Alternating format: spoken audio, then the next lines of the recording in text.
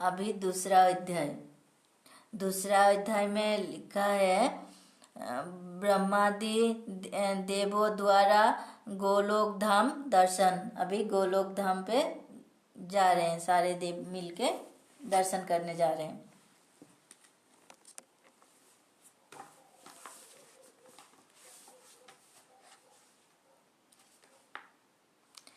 श्री नारद जी कहते हैं, जो जीव प्रकार भी कीर्तनीय भगवान श्री कृष्ण का कीर्तन नहीं करता है, दुर्बुद्धि मनुष्य मोक्ष की सीढ़ी पाकर भी उस पर चढ़ने की चेष्टा नहीं करता। राजन, जब इस बड़ा कल्प में धराधाम पर जो भगवान श्री कृष्ण का पदार्पण हुआ है, ये यहाँ उनके जो लीलाएं हुए हैं, ये सब मैं तुमसे कहता हूँ, सुनो। अभी नारद जी और राजा को बोल रहे हैं, भगवान श्री कृष्ण के लीला बोल रहे हैं, आप सुनिए। बहुत पहले की बात है, दानव दैत्य असुर सर्वभाव के मनुष्य और दुष्ट राजाओं के भारी भार से अत्यंत पीड़ित हो पृथ्वी गो का रूप धारण करके धरती माँ पृथ्वी गो के मतलब गौ माता के धारण करके भगवान श्री कृष्ण के पास गए। रूप धारण करके अनाथ की भांति रोती बिलखती हुई अपनी आंतरिक व्यथा निवेदन करने के लिए ब्रह्मा जी की शरण में गए। उस समय उसका शरीर कांप रहा था। वो उसी कष्ट कथा सुनकर ब्रह्मा जी ने उसे धीरज बंधाया और तत्काल समस्त देवताओं तथा शिव जी को साथ लेकर ये भगवान नारायण के वैकुंठ धाम में गए। वहाँ जाकर ब्रह्मा जी ने चतुर्भुज भगवान विष्णु को प्रणाम करके अपना सारा अभिप्राय निवेदन किया। तब लक्ष्मीपति भगवान विष्णु उन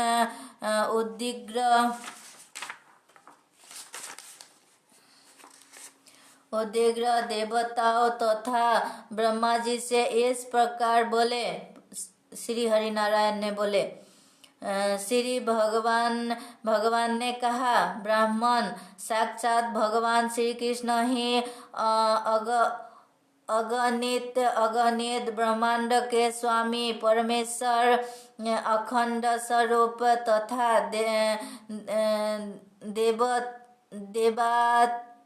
देवातीत हैं।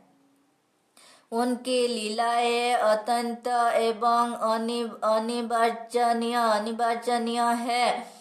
उनकी कृपा के बिना ये कार्य कदापि सिद्ध नहीं होगा। अंततः तुम उन्हीं के अविनाशी एवं परम उज्जवल धाम में शीघ्र जाओ।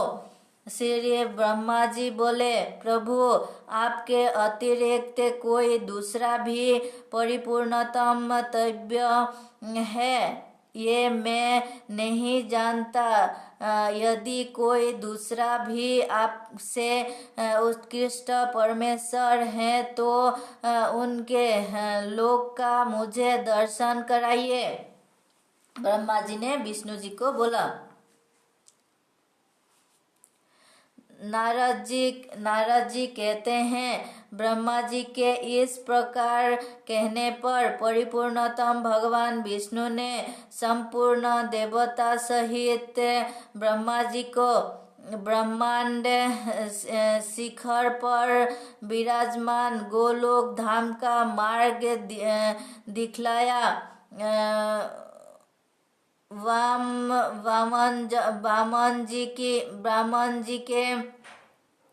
ब्राह्मण जी के पैर के बाएं अंगूठे से ब्रह्मांड के शिरोभाग का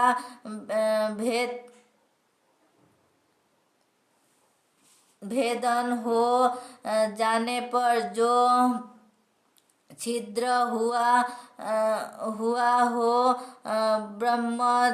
ब्रह्मद्रुव नित्य अक्षय नीर ये परिपूर्ण था। सब देवता उसी मार्ग से वहाँ के लिए नियंत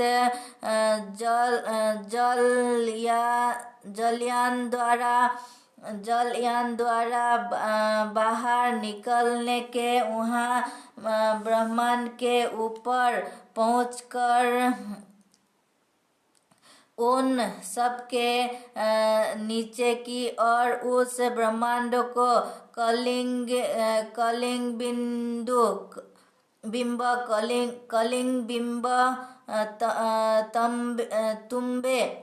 तुम्बे की भांति दिखा। उसके अतिरिक्त अन्य भी बहुत से ब्रह्मांड उसी जल में इंद्रायना फल के सदृश इधर उधर लहरों में लुढ़क रहे थे। ये देखकर सब देवताओं को विस्मय हुआ। ये चकित हो गए। वहाँ से करोड़ों योजन ऊपर 8 नगर मिले जिनके चारों ओर दिव्य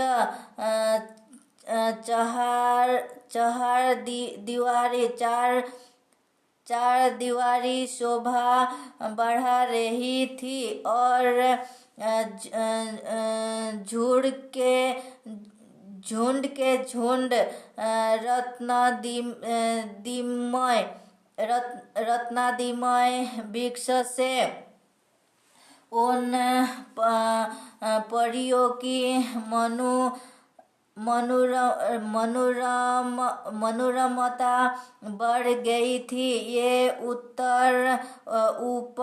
ऊपर देवताओं ने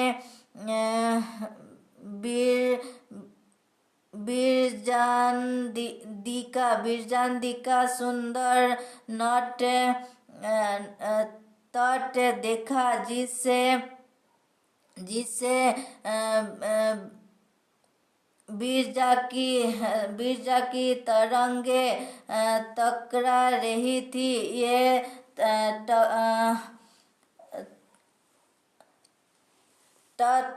तत्प्रदेश उज्जवल रेशमी वस्त्र के समान शुभ दिखाई देता था। दिव्य मनीषय स्वप्नों से ये अत्यंत उदासित हो रहा था। तत्की शोभा देखते और आगे बढ़ते हुए देवता उन उत्तम नगर में पहुँचे जो अनंत कोटि सूर्य की ज्योति का महान पुंज जान पड़ता था। उसे देखकर देवताओं की आंखें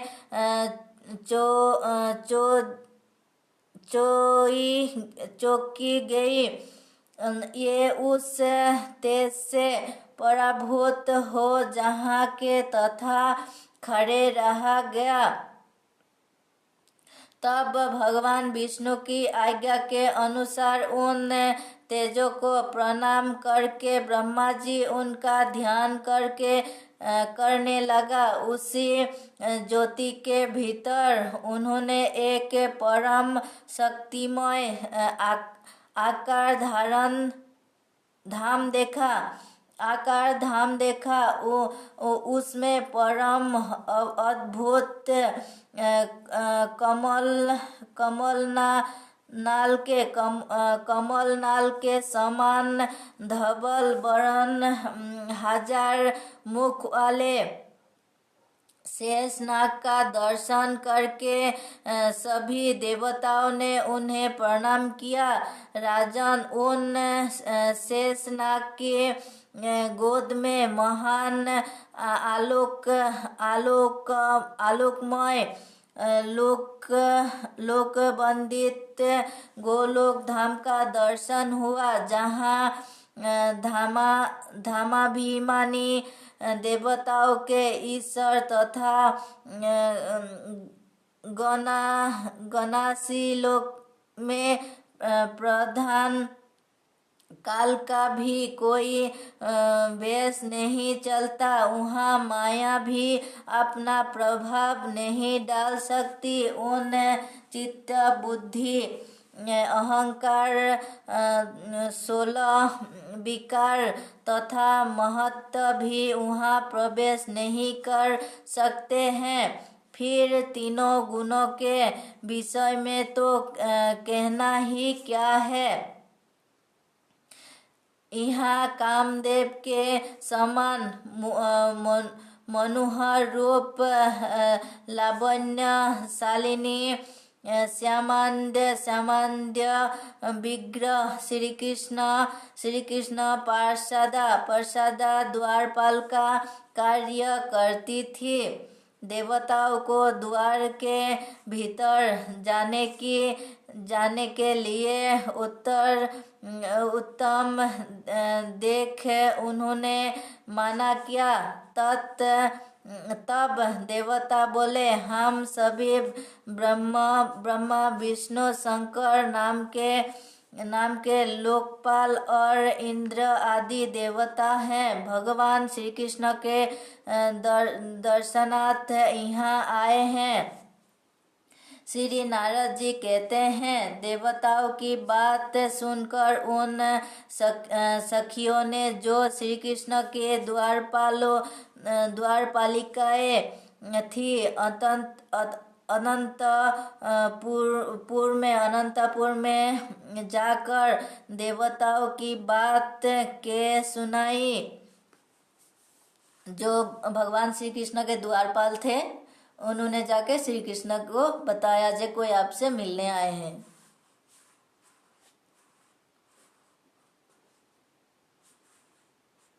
सुनाई। तब एक सखी जो सात चंद्रनना नाम से विख्यात थी, जिसके वस्त्र पीले थे और जो हाथ में वेद की छड़ी लिए थी, बाहर आई और उनसे उनका अभीष्ट प्रयोजन पूछा। एक सखी आई, आके उनको परिचय पूछ रही है, आप कहाँ से आए हैं, क्यों आए हैं, किससे मिलने आए हैं, पूछ रहे हैं। भगवान विष्णु को, शंकर को, ब्रह्मा जी को पूछ रहे हैं। एक गोलोक जब दर्शन करने गए हैं लोग भगवान श्री कृष्ण को मिलने। ये भगवान श्री कृष्ण को अवतार के पहले की बात है। आप पूरा सुनोगे तब आपको समझ आएगी। पूरा भगवान श्री कृष्ण के, हो सके अलग अलग भागवत में अलग अलग भगवान श्री कृष्ण के बारे में बोला गया है। यहाँ भी अलग अलग बहुत बातें समझ आएगी, पता लगेगी। आप पूरा सुनिए, पूरा देखिए, फिर पता लगेगी। सात चंद्रनना बोली, यहाँ पधारे हुए आप सब देवता किस ब्रह्मांड के निवासी हैं? वो जो भगवान जी के दासी थी, उन जो द्वारपाल थी, उन्होंने आके पूछा आप कौन सी ब्रह्मांड के हैं, कौन सी ब्रह्मांड में निवास करते हैं, रहते हैं, कहाँ से आए हैं, पूछा। निवासी हैं, शीघ्र बताइए, जल्दी बताओ। तब मैं भगवान श्री कृष्ण को सूचित करने के लिए उनके पास जाऊंगी। जब आप लोग सच बताओगे कहाँ से आए हैं, क्या काम है, बताओगे, तभी मैं जाके श्री कृष्ण को बताऊंगी जे क्यों आए हैं आप लोग, जल्दी बताइए, नहीं तो नहीं जाऊंगी। देवताओं ने कहा, ओहो, ये तो बड़े आश्चर्य की बात है। क्या अन्य ब्रह्मांड भी है? उन लोगों को पता ही नहीं कि और भी ब्रह्मांड है। तो क्या बात है, और भी ब्रह्मांड है, हमें तो पता ही नहीं है। उन्होंने ऐसे बोला। इनमें इनमें तो उन्हें कभी नहीं देखा, और ब्रह्मांड जो है हमने तो देखा ही नहीं कहीं भी, तो पता नहीं और कहाँ है और ब्रह्मांड। सुबह हम तो यही जानते हैं कि एक ही ब्रह्मांड है, इसके अतिरिक्त दूसरा कोई है ही नहीं। हम तो जानते ही नहीं है और कोई ब्रह्मांड भी है, हमें तो बस पता है एक ही ब्रह्मांड है, हम वहीं रहते हैं। सात चंदना ने बोला, ब्रह्मादेव, यहाँ तो बिरजा नदी में करोड़ों ब्रह्मांड इधर उधर लुढ़क रहे हैं। भगवान श्री कृष्ण बिरजा नदी में निवास करते थे, तो वहाँ तो बहुत सारा ब्रह्मांड है, इधर उधर घूम रही है ब्रह्मांड वगैरह।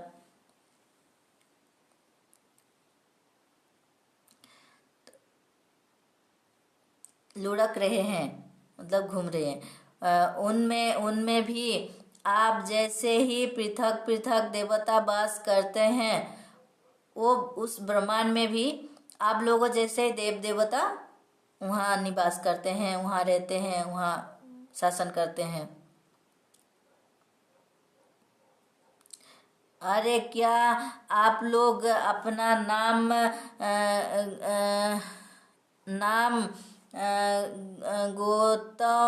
गोतक नहीं जानते क्या? अपना नाम भी नहीं जानते? जान पड़ता है कभी यहाँ आए नहीं हो, शायद आप लोग यहाँ कभी आए नहीं है। उन्होंने वो जो चंद्रनना जो सखी है भगवान श्री कृष्ण की द्वारपाल है, उन्होंने बोला शायद आप लोग इस ब्रह्मांड में कभी आए नहीं हैं, पहली बार आए हैं। अपनी थोड़ी सी जानकारी में हर्ष से फूल उठे हैं। जान पड़ता है कभी घर से बाहर निकले ही नहीं, शायद आप लोग कभी घर से बाहर निकला ही नहीं, इसीलिए कुछ दिन दुनिया के बारे में पता ही नहीं। मतलब वो ऐसे भगवान विष्णु से, शिव जी से, ब्रह्मा जी से उल्टी पुल्टी बातें बोल रही है, जो द्वारपाल थी वो।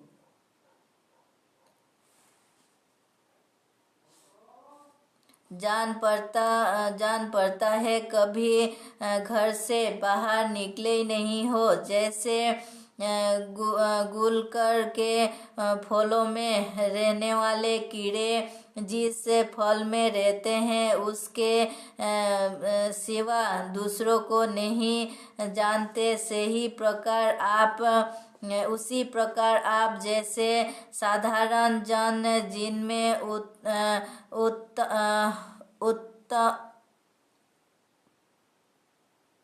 उत्पन्न होते हैं, एकमात्र उसी को ब्रह्मांड समझते हैं। वो मतलब कठोर वाणी से भी बोल रहे हैं, जैसे वो कुछ फल है,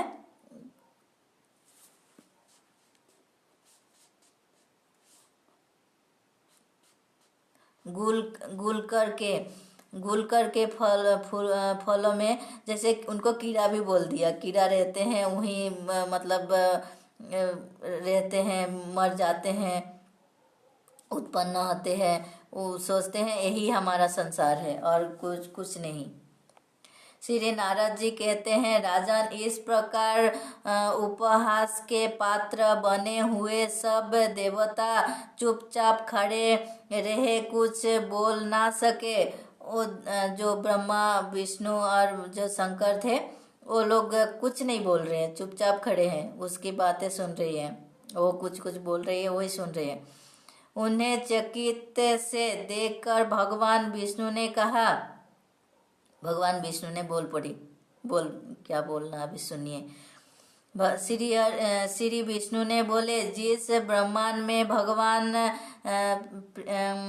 प्रणिग भक्त का सनातन अवतार हुआ है तथा त्रिविक्रम विराट रूपधारी वामन के नख से उस जिस ब्रह्मांड से विवर बन गया है वही हम निवास करते हैं।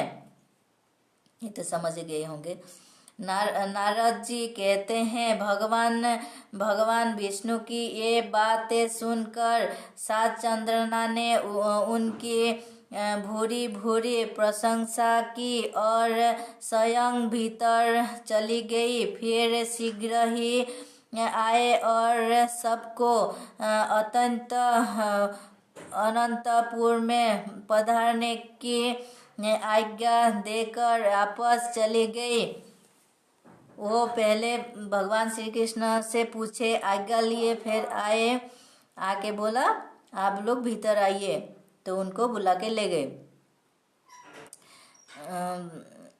चली गई। तदंतर संपूर्ण देवताओं ने परम सुंदर धाम गोलोक का दर्शन किया। यहाँ गोवर्धन नामक गिरिराज शोभा पा रहे थे। गिरिराज का ये प्रदेश उस समय बसंत का उत्सव मनाने वाली गोपियों और गोपों के समूह से घिरा हुआ कल्प वृक्ष तथा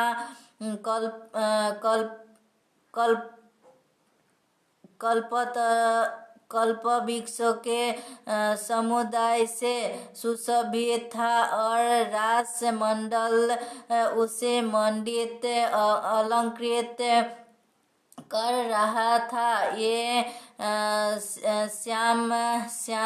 श्याम वर्ण वाली उत्तम यमुना नदी स्वच्छंद गति से बह रही थी। तत्पर बने हुए करोड़ों प्रसाद उनकी शोभा बढ़ाते थे तथा उस नदी में उतरने के लिए वेदुयमणि की सुंदर सीढ़ियाँ बनी है। ये दिव्य वृक्षों और लताओं से भरा हुआ वृंदावन अत्यंत शोभा पा रहा है। भांति भांति के विचित्र पक्षियों, भ्रमरों तथा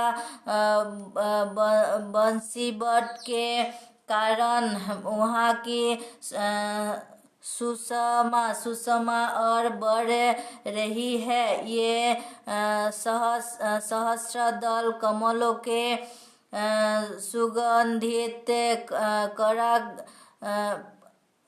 पराग को चारों ओर पुनः पुनः बिखरती हुई शीतल वायु मंद गति से बह रही है। वृंदावन के मध्य भाग में 32 वनों से युक्त एक निज कुंज है। दीवारिया और खाया उसे सुशोभित कर रहे हैं। उसके आंगन का भाग लाल बरन वाले अक्षयवट से अलंकृत है। पद्मराग गादी 7 प्रकार की मणियों से बनी दीवारें तथा आंगन के फर्श बड़ी शोभा पाते हैं। करूर चंद्रमा के मंडल की छवि धारण करने वाली चंदोए उसे अलंकृत कर रहे हैं तथा उनमें चमकीले गले लटक रहे हैं। फहराती हुई दिव्य पताकाएं एवं खिले हुए फूल मंदिरों एवं मार्गियों के शोभा बढ़ते हैं। वहाँ भ्रमर के गुंजावर संगीत की सृष्टि करते हैं तथा मत मयूरों और कोकिलाओं के कलवर सदा श्रवण गोचर रहते हैं। वहाँ बाल सूर्य के सदृश कांतिमान अरुण पीत कुंडल धारण करने वाली ललनाएं 7 चंद्रमाओं के समान गौरवर्ण से उद्भासित होती है। स्वच्छंद गति से चलने वाली ये सुंदरिया मणिरत्नमय भित्तियों में अपना मनोहर मुख्य दिखाती है। वहाँ के रत्नजड़ित आंगन में भागती फिरती है। उनके गले में हार और बाहों में केवड़ शोभा देते हैं। नूपुरों तथा करदनी की मधुर झनकार वहाँ गुजरती रहती है। ये गोपांगनाएं मस्तक पर चूड़ामणि धारण किए रहते हैं। वहाँ द्वार पर कोटि कोटि मनोहर गो के दर्शन होते हैं। ये गाय एवं आभूषणों से विभूषित हैं और श्वेत पर्वत के समान प्रतीत होते हैं। सबकी सब दूध देने वाली तथा नई अवस्थी के है। सुशीला सुरुचा और सद्रुणवती है। सभी सर्वत्र और पीली पूछ की है। ऐसी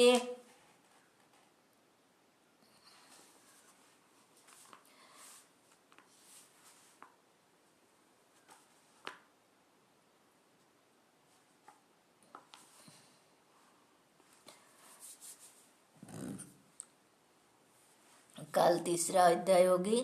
तीसरा अध्याय में है भगवान श्री कृष्ण के श्री विग्रह में श्री विष्णु आदि का प्रवेश, देवताओं द्वारा भगवान की स्तुति, भगवान का अवतार लेने का निश्चय, श्री राधा की चिंता और भगवान का उन्हें सांत्वना प्रदान करना। ये काल होगी। राधे राधे।